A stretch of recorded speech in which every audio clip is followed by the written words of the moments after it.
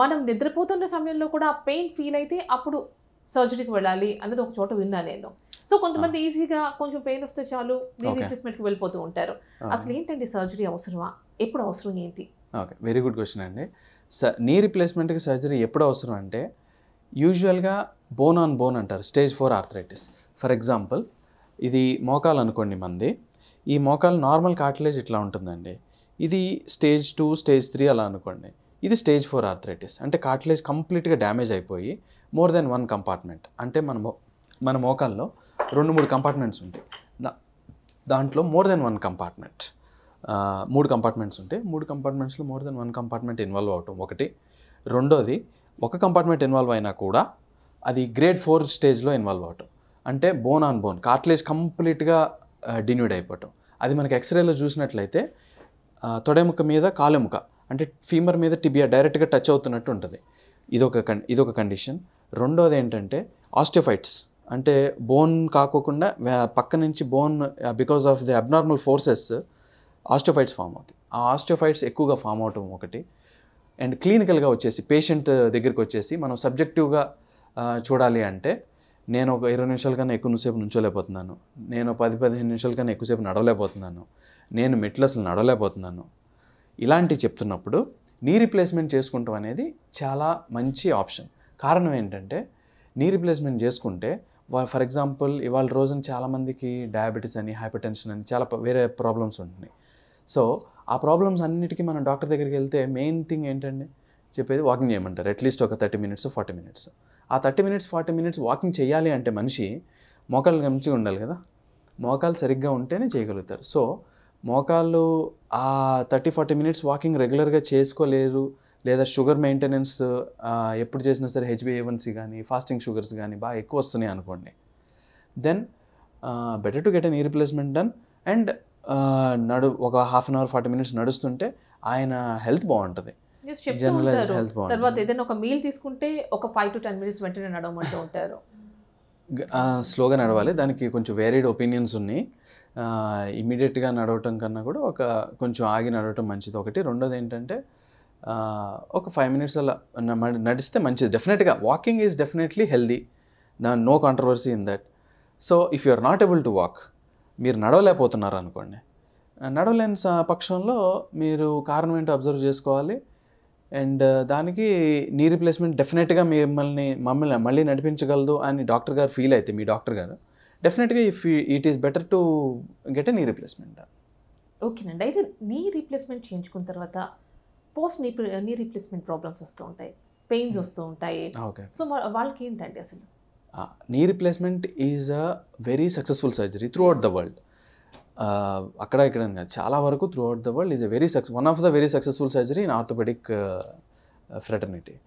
And complications వచ్చేసి infections రావచ్చు like any other surgery, or DVT కానీ ఫ్యాట్ ఎంబోలిజం కానీ ఇలాంటి ఏమైనా కాంప్లికేషన్స్ ఉంటే they can be handled to a large extent. Pains వచ్చేసి usually patient perception of the disease అంటే నేను ఈ సర్జరీ చేయించుకుంటాం వలన నాకు సూపర్ అయిపోతాను, నేను అసలు మళ్ళీ పరిగెత్తగలను అని కాంప్లెక్స్ పెట్టుకుని అది చేసిన తర్వాత జస్ట్ అలా చేయలేకపోతే అప్పుడు కొంచెం పేషెంట్ని proper counselling, that is where I'm getting to. పేషెంట్కి ప్రాపర్ కౌన్సిలింగ్ చేయకుండా లేదా పేషెంట్కి డాక్టర్కి ఆ కమ్యూనికేషన్లో కరెక్ట్గా ఉండాలి. What he is expecting out of the surgery and what can be genuinely expected out of the surgery, ఈ రెండు they should be on the same page ఉంటే యూజువల్గా పెద్ద ప్రాబ్లం ఉండదు ఒకటి. రెండోది ఏంటంటే సర్జరీ అయిపోయిన తర్వాత ఇప్పుడు చాలా రకాల ప్రొసీజర్స్ వచ్చినాయండి. సబ్వాస్టస్ అప్రోచ్ అంటారు, అంటే మజిల్ కట్ చేయకోకుండా మజిల్ని కొంచెం పక్కకి జరిపి ఇదివరకు ఏం చేస్తుంటారంటే పారాపటలర్ అప్రోచ్ అంటారు, medial parapatellar approach, that is most commonly used. దాంట్లో ఇలా జాయింట్ని ఇలా కట్ చేసి జాయింట్ని ఇలా ఓపెన్ చేసి సర్జరీ చేస్తాం. అలా కాకుండా ఇక్కడ కొంచెం ఇటేపు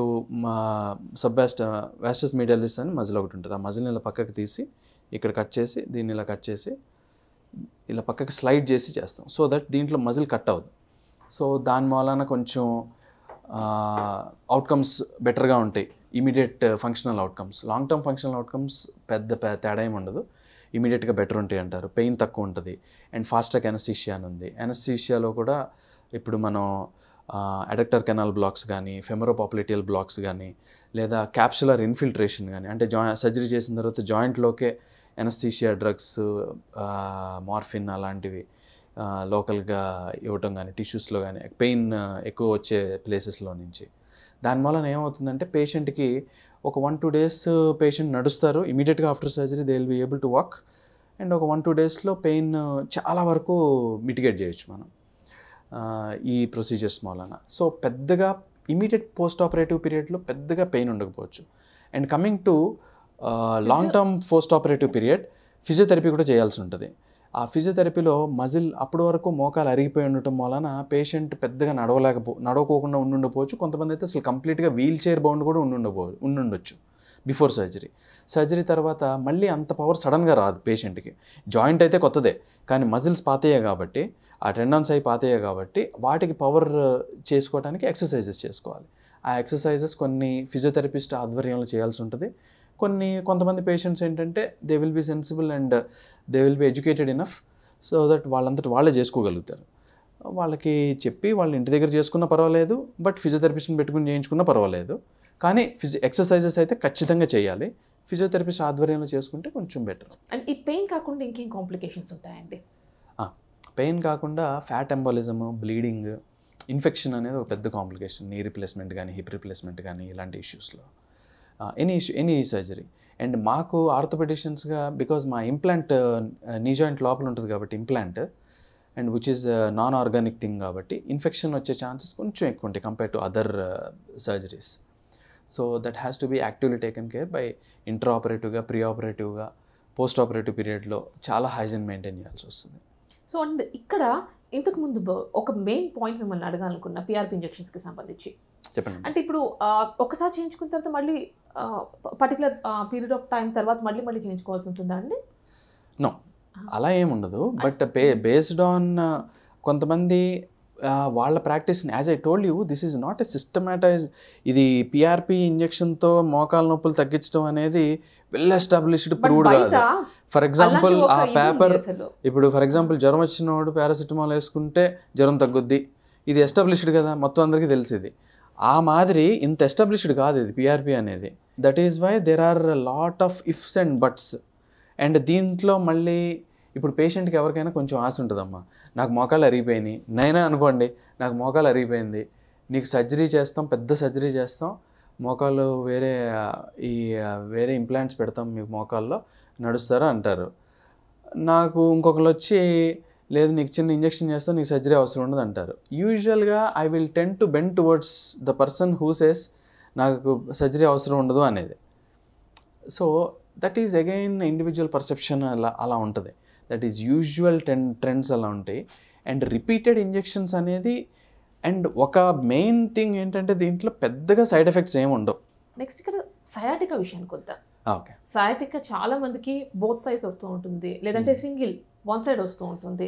అసలు సయాటికా ఎందుకు వస్తుంది, ఏంటి రీజన్స్ ఏంటి? ఓకే, సయాటికా అంటే ఏంటంటేనమ్మా, ఇక్కడ నడుం దగ్గర నుంచి, ఇది మన వెన్నుపూస అనుకుంటే, నడుం దగ్గర నుంచి కొన్ని నరాలు, ఇది కుడివైపు ఇలా ఎడంవైపు ఇలా ఒక్కొక్క లెవెల్లో నుంచి 2 నరాలు వస్తాయి. ఇది ఎగ్జిటింగ్ నర్వ్ రూట్స్ అంటారు. ఇవన్నీ కలిసి ఒక 2 పెద్ద నర్వ్స్ లాగా ఫామ్ అవుతాయి. దాన్ని సయాటిక్ నర్వ్ అంటారు. ఇక్కడ నుంచి ఈ కాల్లో, కుడి కాల్లోకి ఒకటి, ఇక్కడ నుంచి ఎడం కాల్లోకి ఒకటి వస్తుంటుంది. మీరు చూసినట్లయితే ఈ వర్టిబ్రల్ మధ్యలో ఒక డిస్క్ అనేది ఉంది, ఇలా డిస్క్ అనేది ఉంది. అండ్ ఇక్కడంతా నార్మల్గా ఉంది. ఇక్కడ చూస్తే మీరు ఈ డిస్క్ అనేది కొంచెం బయటికి బల్జ్ అయినట్టు కనిపిస్తుంది మీకు. మనకి ఇక్కడ ఈ డిస్క్ బయటకు బల్జ్ అయినట్టు కనిపిస్తుంది. ఇలా బల్జ్ అయినట్టు ఏమవుతుందంటే, ఇది ఈ నరం ఉంది కదా ఇక్కడ, ఈ నరం దీని మీద ప్రెషర్ చేస్తుంది, ఒత్తిడి చేసినప్పుడు ఆ నరం ఎక్కడెక్కడైతే వెళ్తుందో ఇదంతా కలిసి ఒక జడలాగా ఫామ్ అయ్యి సయాటిక్ నర్వ్ లోపల కాల్లోకి పాదం వరకు వెళ్తుంది. ఇక్కడ ప్రెస్ చేయటం వలన ఈ ఏరియా ఎక్కడైతే సప్లై అవుతుందో అక్కడంతా మంట పెట్టినట్టు, తిమ్మిర్లు ఎక్కినట్టు, మొద్దుబారినట్టు, బొరువెక్కినట్టు ఉండటం అనేది జరుగుతుంది. అదొక కారణం. ఇంకో కారణం ఏంటంటే ఈ సయాటిక్ షీత్ ఉంటుంది, ఈ నర్వ్, అది దాంట్లో ఆ షీత్లో అది ఫ్రీగా మూవ్ అవ్వాలి. అప్పుడప్పుడు కొన్ని కండిషన్స్ వలన అది ఇన్ఫ్లేమ్ అవుతుంది. ఇన్ఫ్లమేషన్ అంటే కొంచెం ఎర్రగా అవటం, వాపు రావటం అలాంటిది. ఆ సయాటిక్ నర్వ్ మూమెంట్ అనేది కొంచెం హ్యాంపర్ అవుతుంది. ఆ హ్యాంపర్ అవటం వలన కూడా ఆ పేషెంట్కి అక్కడంతా మండినట్టు ఉండటం, నొప్పి రావటం, నుంచుంటే బరువు పట్టడం వలన ఇదంతా లాగినట్టు ఉండటం, తిమ్మిరెక్కినట్టు ఉండటం అది వస్తుంది. సో సయాటికా ప్రాబ్లం ఉన్న వాళ్ళకి ఒకసారి నడుము ఎంఆర్ఐ మోస్ట్ లైక్లీ అవసరం పడుతుంది. అండ్ ఎంఆర్ఐ చూసిన తర్వాత దాన్ని బట్టి ఈ పరిస్థితి ఎలా ఉందో చూసుకుని మరీ తీవ్రంగా ఉంటే సర్జరీ వరకు వెళ్ళాల్సి రావచ్చు. లేదు మాదిరిగా ఉందనుకోండి మందులతోనే ఎక్సర్సైజెస్తోనో నయం చేసుకునే అవకాశం ఉంటుంది. బట్ యూజువల్గా ఒక 100 కేసెస్ ఉంటే దాంట్లో ఒక 70-80% కేసెస్ మనం మందులతోనూ ఎక్సర్సైజెస్తోనూ లైఫ్ స్టైల్ మోడిఫికేషన్స్. అంటే బైక్ డ్రైవ్ చేసే మనిషి అనుకోండి, ఆ బైక్ ఎక్కువ దూరం నడపొద్దు, లేదా బైక్ అసలు నడపొద్దు, కారు ప్రిఫర్ చేయండి, లేదా బస్ ప్రిఫర్ చేయండి. అలాంటి చిన్న లైఫ్ స్టైల్ మోడిఫికేషన్స్.